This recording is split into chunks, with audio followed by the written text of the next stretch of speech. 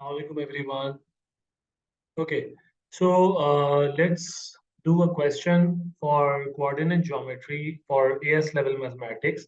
Let's say you're given a triangle ABC जिसमें A के coordinates हमें दिए हुए -9 2k -8, B के coordinates दिए हुए B 6 and k और C के दिए हुए k and 12. They want us to find the potential values of K if the angle ABC is 90. ABC अगर 90 है तो इसमें हमें एक चीज ये पता है कि if I'm not making it to be a 90-degree angle and if this is ABC और अगर वो हमसे मालूम कर रहे हैं कि ABC एंगल निकालो तो इसमें हमें पता होना चाहिए कि वो हमसे ये चीज मालूम कर रहे हैं. Let's say if they had asked us to find the angle ACB तो उसमें फिर वो हमसे ये वाले एंगल की बात करो. ठीक है. ओके. तो इसमें अब हम सॉल्यूशन के साथ प्रोसीड करते हैं. एक चीज हमें पता है कि if the angle A B C is 90, let me make this angle A B and C. So if this angle is 90, then we know one thing for sure, that gradient of A and B multiply by gradient of B and C is going to be -1, right? और हमें gradient निकालने का formula पता है. हम AB का gradient निकालें तो this is y2 minus y1 upon x2 minus x1. ये होता है हमारा ग्रेडियंट का फॉर्मूला.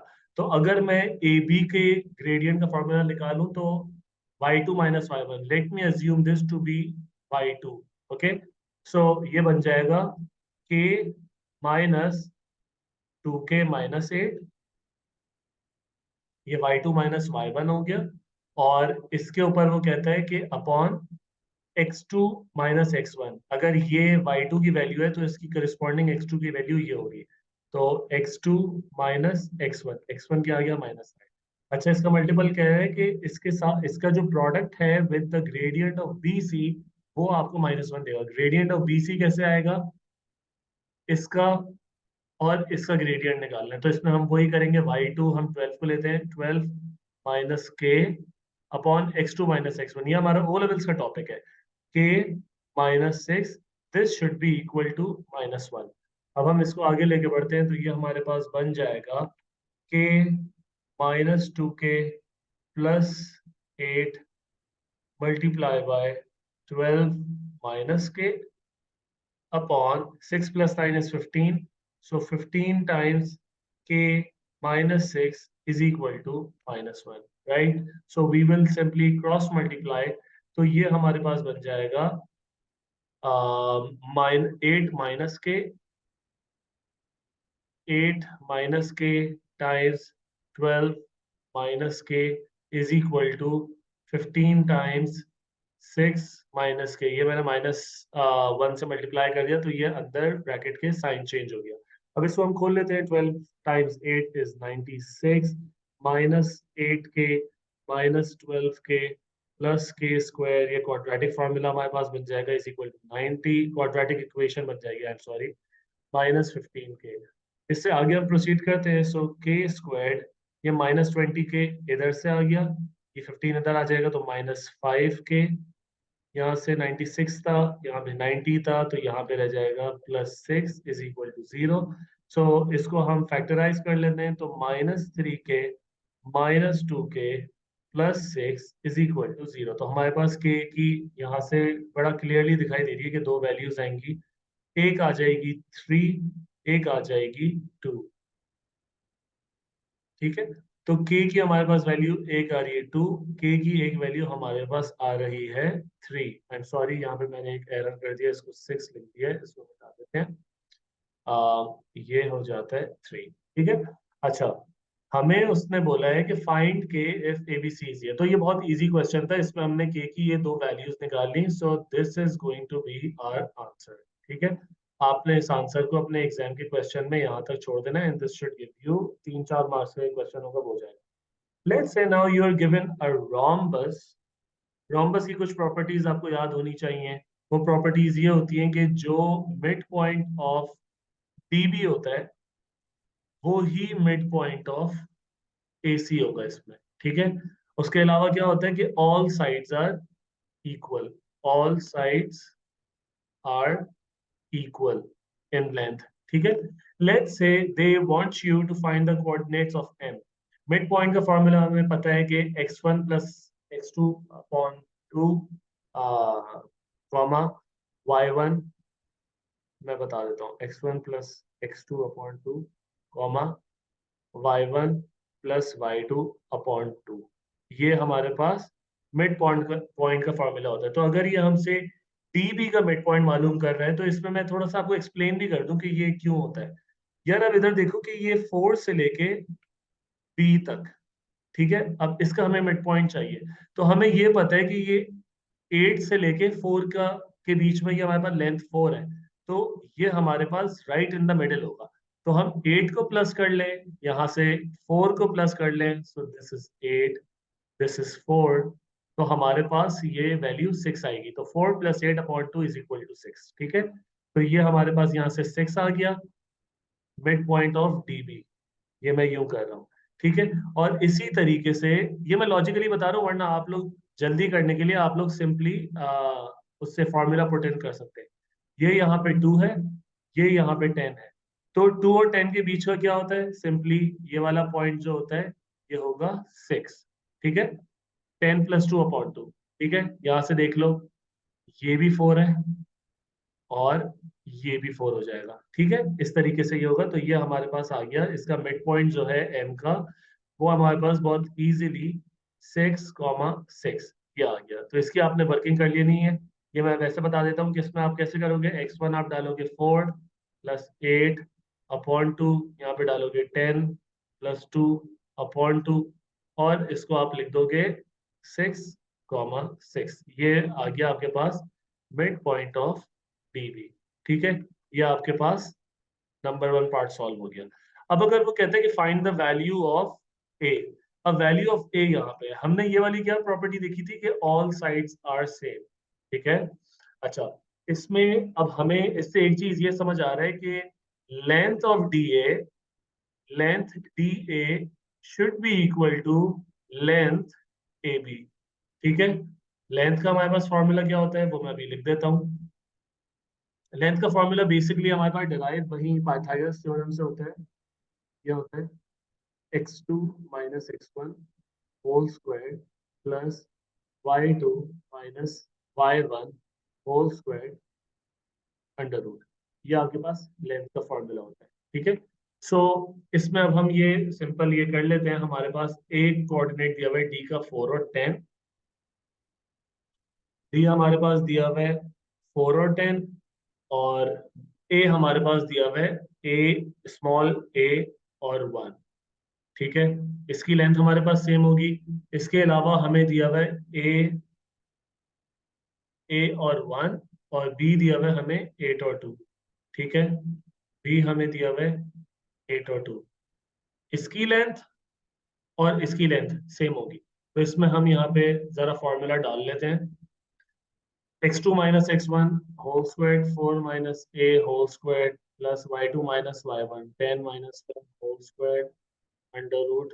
ये वाली length should be equal to ये वाली length a minus 8 whole square. अच्छा, इसको a माइनस 8 लिखो या 8 माइनस a लिखो, ये सेम होगा क्योंकि स्क्वायर हो जाएगा, right. Plus y2 minus y1 1 minus 2 whole square यहाँ पे अंडर। अच्छा, दोनों पे हमारे पास अंडर रूट है, हम इसको कैंसिल कर देंगे। तो हमारे पास ये आ जाएगा 16 minus 8a plus a squared plus 10 minus 1 9, 9 squared is 81 is equal to, यहाँ पे भी आ जाएगा a squared minus 16a plus 64, ये minus 1 squared is 1, right. This a squared gets cancelled, 8a इधर है, 16a इधर है हमारे पास, तो ये इधर आके पॉजिटिव 8a बन जाएगा। यहाँ पे हमारे पास है 64, यहाँ पे हमारे पास है माइनस 81, और यहाँ पे हमारे पास है माइनस 16, राइट। सो इसको हम जरा कर लेते हैं। ये हमारे पास बन जाएगा 64 minus 16 is 48, 48 minus 81, this should give us 33। So a should be equal to 33 upon 8। ये हमारे पास a की वैल्यू आ गई, राइट। इसके बाद वो हमसे पूछता है कि find the value of B and C. तो इसमें हमारे पास बहुत इजी हो गया। हमें पता है कि मिड पॉइंट ऑफ ए सी, इसका जो ए सी का मिड पॉइंट होगा वो एम होगा। Mid point of A C will be M. ठीक है, mid point of A C. ए हमारे पास क्या है, हमें पता है ए और वन है। हमारे पास सी क्या है, हम अभी देख लेते हैं, ये ऊपर हमें गिवन है। सी हमारे पास है B and C, right, B and C. अच्छा, ए की जगह आप ए की वैल्यू पुट कर दें आप 33/8। ठीक है, अब इसको अगर, अच्छा हमें पता है कि इसका जो मिड पॉइंट होगा वो एम होगा, जो कि हम ऑलरेडी कैलकुलेट क्या कर चुके हैं कि वो हमारे पास 6 और 6 आ रहा था, राइट। तो ये हमारे पास है 6 और 6।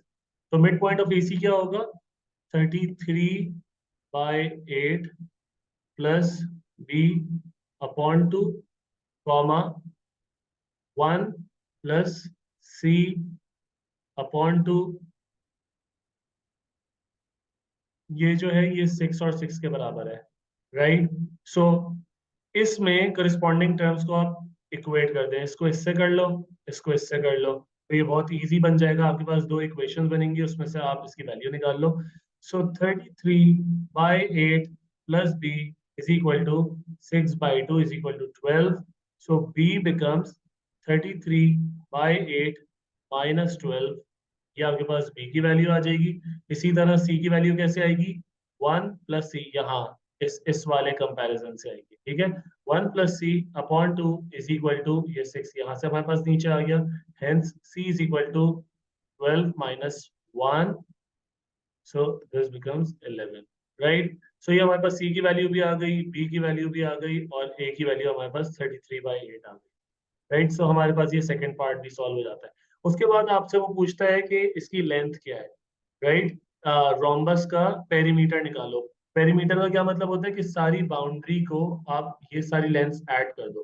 तो रोम्बस की हमें एक प्रॉपर्टी पता है कि इसकी सारी साइड्स इक्वल होंगी, तो एक साइड भी हम निकाल दे तो हो जाएगा। तो एक साइड हमारे पास क्या है, 410 है, या A1 कर लेता हूं मैं, और B82 कर लेता हूँ। ठीक है,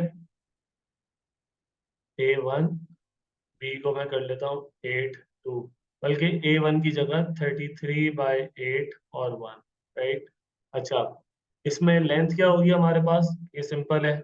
आप 33/8 minus 8 whole square plus 1 - 2 whole square, इसे मैं अंडर रूट करूंगा। जो भी इसका आंसर आएगा, आंसर को मैं मल्टीप्लाई बाय 4 साइड्स कर दूंगा, तो ये मेरे पास पेरीमीटर आ जाएगा रोम्बस का। ठीक है, अच्छा, उसके बाद वो आपसे एरिया पूछ रहा है। एरिया इस पूरे का कैसे होगा, अगर हमारे पास ए बी सी डी दिया हुआ है तो इसका एरिया का किसी भी क्वाड्रिलेटरल का इन कोऑर्डिनेट ज्योमेट्री, ये भी इसकी डेरिवेशन है, वो आपको समझने के लिए इतनी ज्यादा जरूरी नहीं है।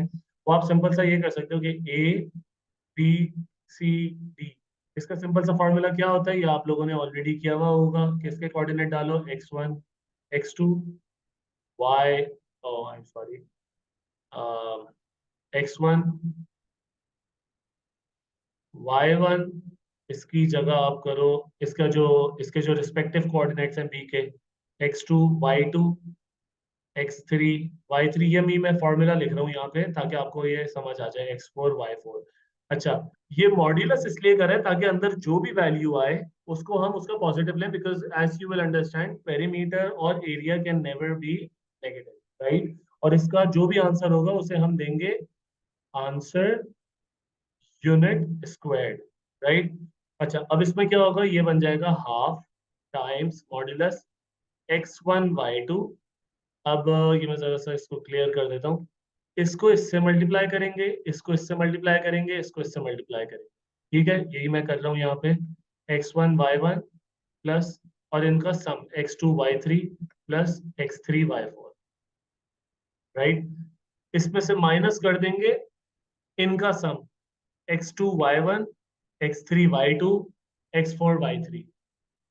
तो ये आपके पास बन जाएगा x2 y1 plus x3 y2, थोड़ा सा मूव कर लेते हैं, प्लस x4 y3। ठीक है, x4y3।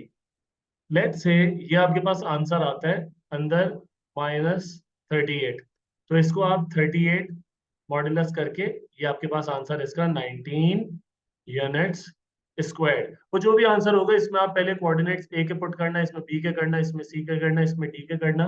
फॉर एग्जांपल ए आपके पास था ना 33/8 और 1, तो यहाँ पे आ जाएगा आपका 33/8, यहाँ पे आ जाएगा 1, राइट। और अकॉर्डिंगली आप इधर वैल्यूज पुट करके इसका आंसर निकाल, ठीक है। तो I will be leaving another question in the screen, in the thumbnail of this video, plus I will also be posting it in the comment section. जिस तरीके से आप लोग पिछले क्वेश्चन से मुझे उसके आंसर्स भेजते हो, तो send it to me in my direct messages, और you can also share it in the comment section on this.